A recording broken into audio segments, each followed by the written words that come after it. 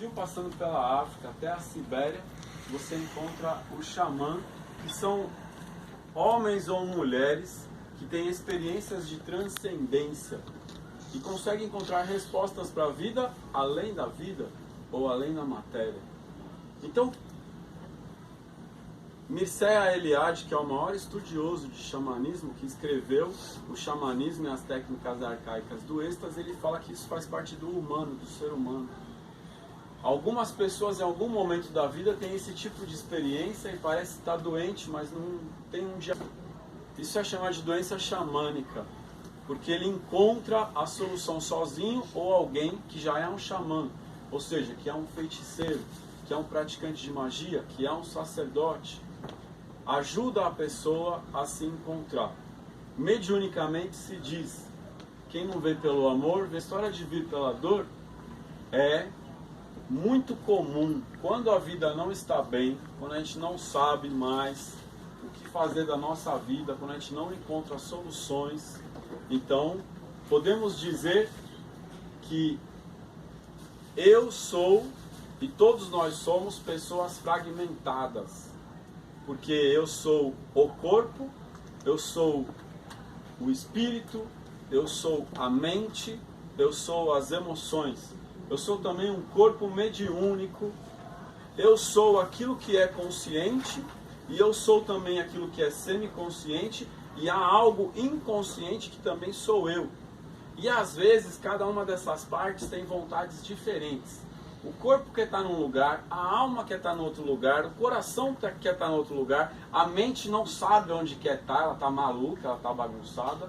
E a vida pode não estar muito boa, a gente não encontra soluções. O inconsciente, muitas vezes, toma a frente para encontrar soluções. E é comum que esse inconsciente destrava alguma coisa que a gente chama de mediunidade. Então, as pessoas dizem, se você não desenvolver, tua vida não vai para frente. É o contrário, é porque a vida não está muito boa, que algo na gente destrava a mediunidade para falar, olha, se você não encontra solução nesse mundo, vamos procurar a resposta no outro mundo então. E a pessoa começa a ter experiências de transcendência. Ou seja, ver, ouvir, sentir, perceber aquilo que está além na matéria. Isso é o que é chamado de doença xamânica. Isso é o que se fala na Umbanda, que não vem pelo amor, vem pela dor. E isso faz parte do humano. Isso não é do espiritismo, nem da Umbanda, nem do Candomblé. É do ser humano. Isso aconteceu com Zélio de Moraes. A gente pode dizer que isso aconteceu com Chico Xavier. Se Chico Xavier tivesse nascido índio, ele seria um pajé. Se Zélio de Moraes fosse índio, ele seria pajé. Mas como eles moram na cidade, o Chico se tornou um grande expoente do espiritismo. E Zélio de Moraes, por estar em 1908, ter a manifestação de negros e de índios dentro de uma seção espírita que respeita a ordem de Kardec, né? Na recém-fundada Federação Espírita de Niterói, no dia 15 de novembro de 1908, Zélio de Moraes foi levado para lá, ele tinha 18 anos. Então ele tem uma experiência, ele incorpora uma entidade que a gente reconhece que é Frei Gabriel de Malagrida, queimado, morto na Inquisição. Hoje a gente sabe que o Malagrida primeiro ele foi morto, depois que ele foi queimado. Morto na Inquisição por haver previsto o terremoto de Lisboa. E ele diz, muitas vidas a gente tem. Então se aquele espírito teve muitas vidas, ele pode se manifestar a partir de qualquer uma delas. E ele escolhe se manifestar como índio, como caboclo das 7 encruzilhadas.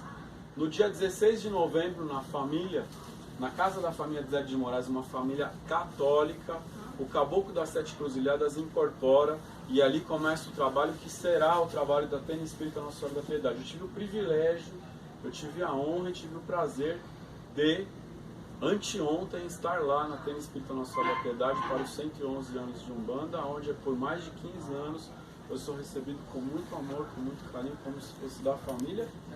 Lembrando que esse livro História da Umbanda, ele foi escrito e antes de ser publicado, esse livro foi levado para o Leonardo, bisneto de Zélio de Moraes, ler ali, já leu.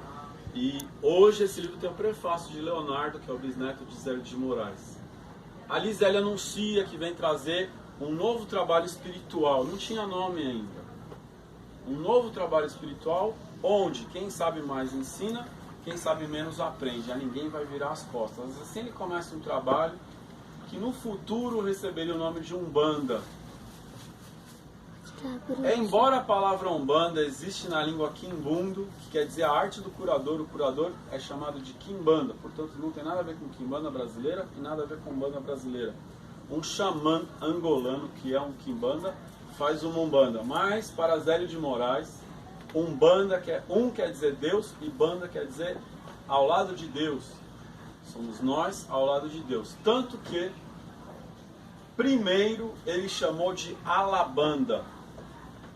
Depois ele chamou de A Umbanda. O Leonardo diz que foi cogitado o nome Tupibanda, Zambibanda e depois então Umbanda. Embora há uma coincidência, que a gente não acredita em coincidência, mas uma ligação, né, fonética com essa origem etimológica de cultura angolana.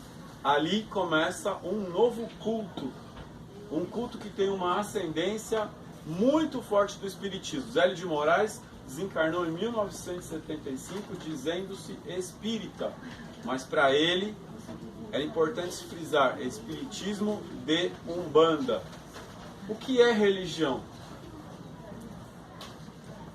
Sempre que há um grupo de pessoas que tem uma mesma doutrina e um mesmo ritual, ali você já pode entender como religião. Se esse grupo se entende praticando uma espiritualidade em grupo, já é religião. Se é uma prática nova, é uma nova religião. Portanto, não é seita. Seita, antigamente, seita vem de sectário, que é um grupo separado de um grupo original. Então, Umbanda não é seita, Umbanda é religião. Tem todas as características de religião. Umbanda tem templo, Umbanda tem sacerdócio, tem doutrina, tem teologia, tem ritual. Umbanda não tem alguns elementos que tem o catolicismo. Então, dentro da cultura judaico-cristã, o catolicismo é um modelo muito forte. O católico, você pergunta para um católico, o que é religião? Ele não vai dizer o que é religião, ele vai dizer o que é a religião dele. Ele vai dizer, religião é um negócio que tem livro sagrado, que tem mandamento, que tem uma estrutura rígida, que tem... Então ele está descrevendo a religião dele, não o que é religião. Porque se você for uma tribo de uma cultura Nagô-Yorubá, eles estão cultuando orixá, aquela é a religião deles. Se for uma tribo indígena e o pajé está ensinando sobre espiritualidade, aquela é a religião. Não, isso é espiritualidade. Quando tem um grupo vivendo isso igual, então é religião.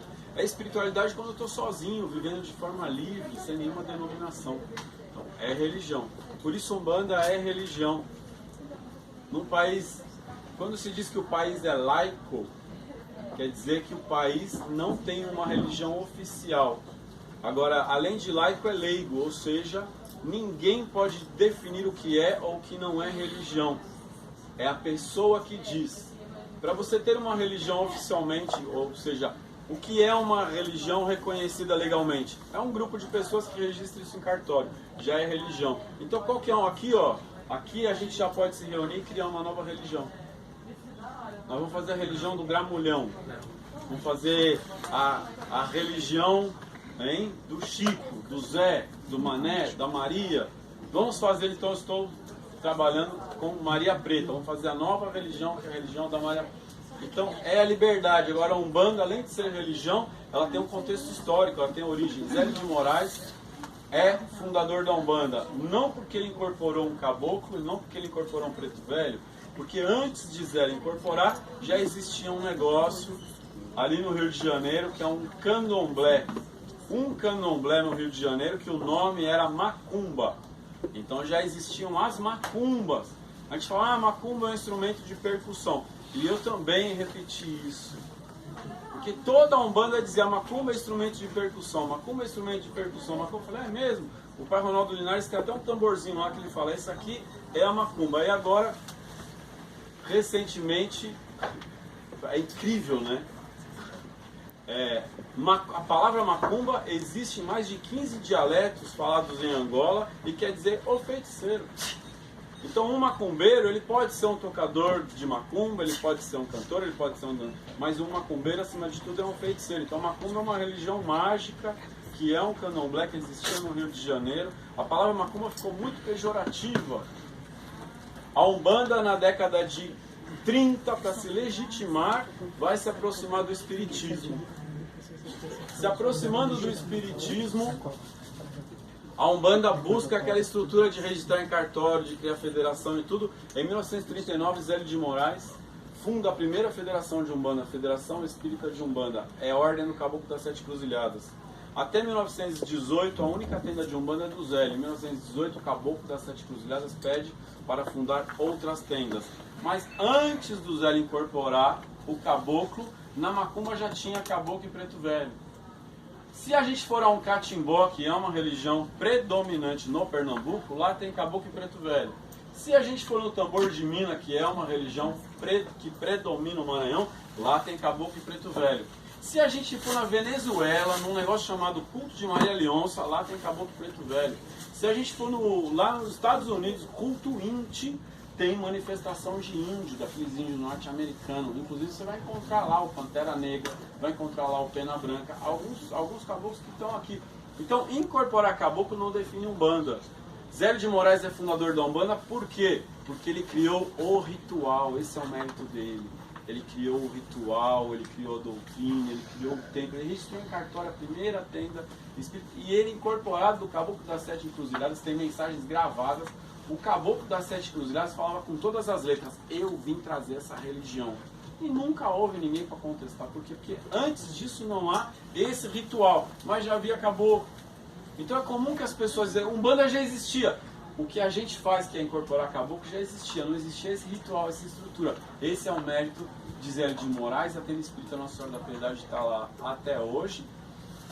E a Umbanda cresceu e cresce rapidamente na década de 40, de 50, com as federações de Umbanda, de 60, de 70, e de repente a Umbanda começou a minguar.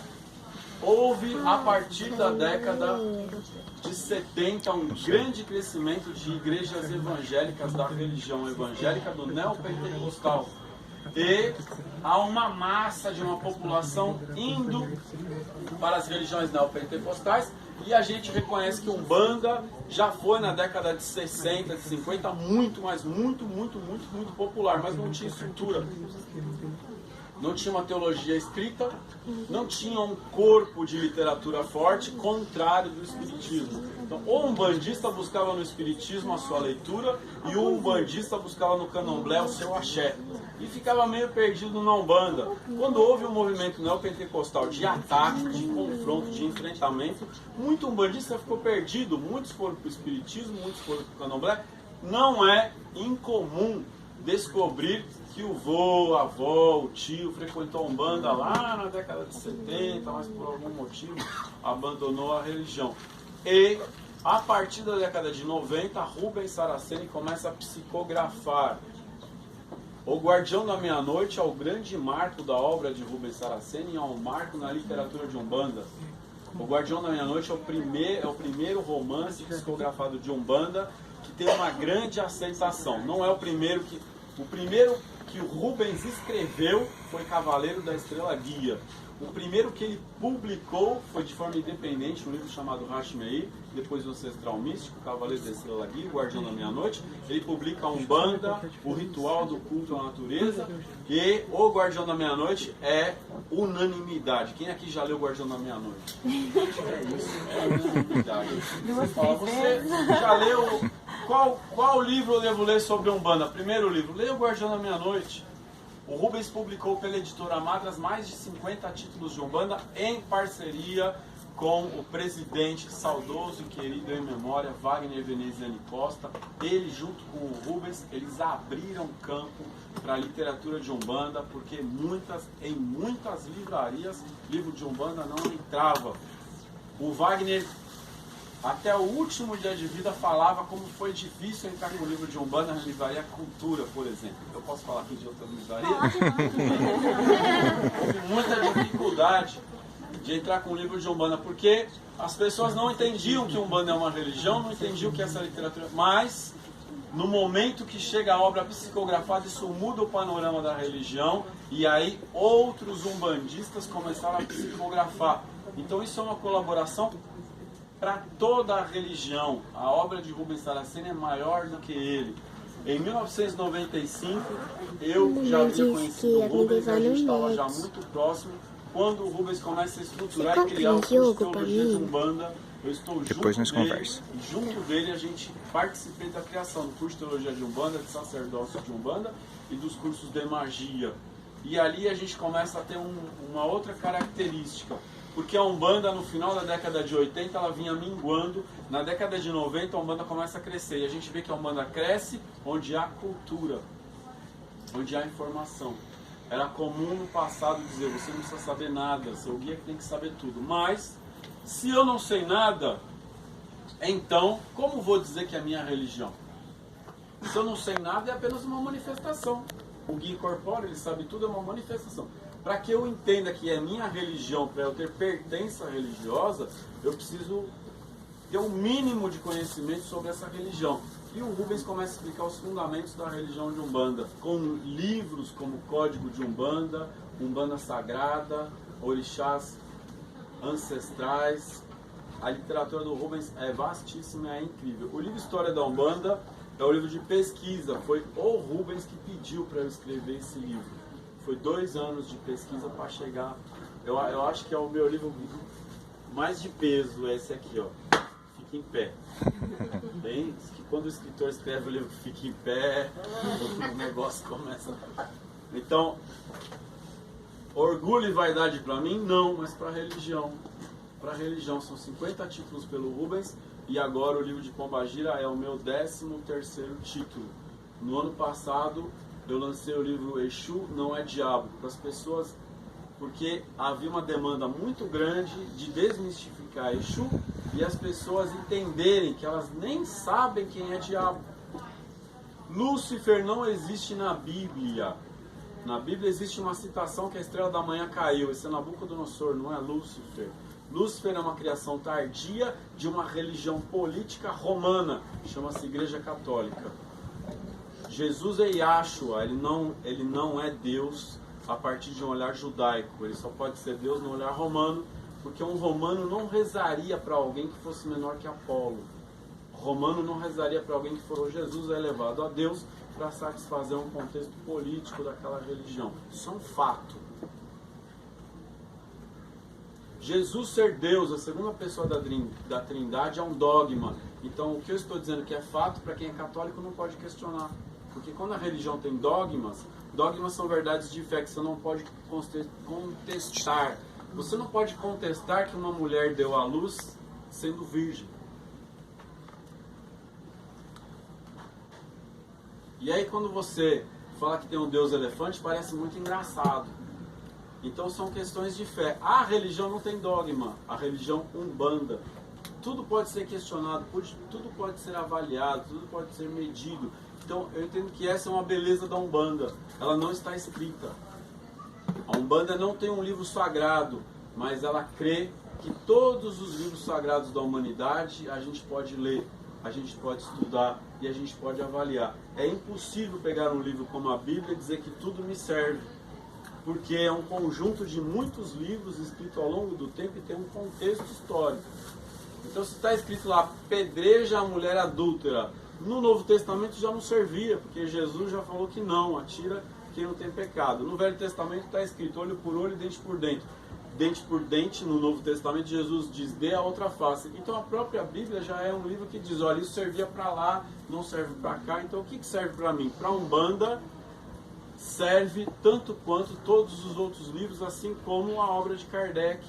Pode, deve ser lida, mas a gente deve ter um filtro. Assim como a obra do Rubens, assim como a minha. Pode ser que serve hoje, daqui 30, 40 anos, parece que Alexandre comigo viajou na maionese, escreveu um monte de bobagem, era muito interessante na época dele. Mas enfim, desmistificar o próprio demônio. Beelzebu é o deus das moscas, é uma maneira jocosa, desrespeitosa de se referir ao deus do outro. Então, no Velho Testamento, naquele contexto, né, africano, quando alguém fazia uma oferenda para Deus e a oferenda ficava abandonada, dizia, esse Deus é das moscas, isso é Beelzebu. Azazel é um anjo, Moloque é o Deus dos outros, não é um demônio. É só um Deus que não é o meu Deus. Agora, se o meu Deus diz que ele é ciumento, então realmente o meu relacionamento com Deus é complicado, porque num relacionamento afetivo o ciúme já é um problema. Não é? Ciúme é um problema seríssimo, as pessoas matam. As pessoas matam por causa de ciúme. Então diz, não matarás, desde que seja da sua religião, porque se for da religião não tem problema. Então são questões como essa, que Exu não é diabo, traz essas questões para a gente pensar. Fala quem é Exu para entender. A gente não sabe nem quem é diabo, muito menos quem é Exu. Exu é um orixá, Exu é também uma entidade. E aí todos perguntaram, e a Pombagira? Quando você vai escrever sobre... Eu vou escrever sobre a Pombagira. E aí quando chegou em janeiro, eu sentei, falei, agora eu vou escrever o livro da Pombagira. Na hora que eu ia começar a escrever, a Pombagira veio e falou, não, escreve não. Você não escreva. E a Pombagira falou que eu precisava de outra consciência. Para escrever sobre Pombagira, precisava de outra consciência. Eu achava que era meditar, trabalhar menos, ficar mais tranquilo, mas isso foi em janeiro. Só em maio, uma Pombagira veio e ela começou a falar o que era para escrever. E me rasgou, a palavra é desconstruir. Então ela mostrou que era importante desconstruir o macho. Macho não dá para entender Pombagira. Então se você matar o macho, pode ser que sobre um homem. Se houver um homem, pode ser que ele entenda a Pombagira, porque entender a Pombagira é entender a mulher. E o que mais o homem fala, o que mais o macho diz é que não dá para entender a mulher. Tem até piada, né? Como é que você vai confiar em alguém que sangra? Então, eu precisei começar a tarefa de matar. Eu era muito macho, então foi uma coisa difícil mesmo. Né? Meu pai é macho, meus tios é macho, todo mundo era macho. E eu precisava deixar de ser macho para começar a entender o que ela estava falando sobre a mulher. E ela falou, deixe de ser macho, você vai ver o que é um homem. Mas o homem só é completo quando ele entender a mulher. Porque você homem também é mulher, você mulher também é homem. E Deus, Pai, não existe se não houver uma mãe. Então começa a Pai e a mãe. Quando você diz Deus se manifesta por meio dos orixás. Então Deus se manifesta por Logunam, Oxum, Oba, Oroiná, Egunitá, Yansã, Oiá, Nanamburuque e Iemanjá. É Deus se manifestando? Deus se manifesta por Oxalá, Oxumaré, Oxóssi, Xangô, Ogum, Obaluaê e Omulu. Então, quando Deus se manifesta por meio dos orixás masculinos, é Deus Pai. Agora, quando Deus se manifesta por meio das divindades femininas, é Deus Mãe. Para eu não... Você fala Deus Pai, Deus Mãe, Deus Pai, Deus Mãe, Deus Pai, Deus Mãe. Então fale Deus logo. O Deus é aquele que se manifesta por meio de nossos pais. A deusa é aquela que se manifesta por meio de nossas mães. Entender que entre os orixás, Exu também é orixá. Então Deus se manifesta por meio de Ogum, de Oxóssi, de Xangô, tanto quanto por meio de Exu orixá. Rubens Saraceno, no livro Orixá Pombagira, Rubens explica: a entidade Exu responde para o orixá Exu e ele faz par com a entidade Pombagira. A entidade Pombagira também responde para uma divindade que é Pambunigila, da cultura Banto. Pambunigila não é orixá, é Enkice. Então não há um orixá, a gente não conhece um orixá que é o mistério Pombagira. Ela se aproxima muito das Yamin. Então, o mais fácil é, se a gente pegou o nome do Orixá Exu e emprestou o nome do Orixá Exu para os guardiões, pegar o nome das guardiãs, Pombagira, e emprestar para a mãe e dizer Orixá Pombagira. Então, quando a gente fala Orixá Pombagira, a gente está falando da divindade que sustenta esse mistério. Ela existe em outras culturas, ela é Lilith. Lilith, que foi considerada a primeira esposa de Adão, é uma lenda. A lenda de Lilith, que ela foi a primeira esposa de Adão e que ela não aceitou ficar por baixo, todo mundo conhece essa lenda? Não está na Bíblia, está no Talmud. Diz que Adão teve uma primeira esposa, Lilith. Mas Lilith não aceitou ficar por baixo, no momento íntimo. Adão se sentiu diminuído. Adão se sentiu menos, ele não deu conta. Aí ele fala, pai, arruma uma menor, outra. Não, essa não. E aí Deus fala, então tá bom, vou fazer uma da sua costela. Dizer que a mulher é uma costela de Adão é diminuir o valor, não é? Quem é ela? Ela é uma costela sua, então ela é uma devedora. E Lilith é uma deusa. Um homem não daria conta de uma deusa. Não é mulher, ela é deusa. Se é uma deusa, não cabe.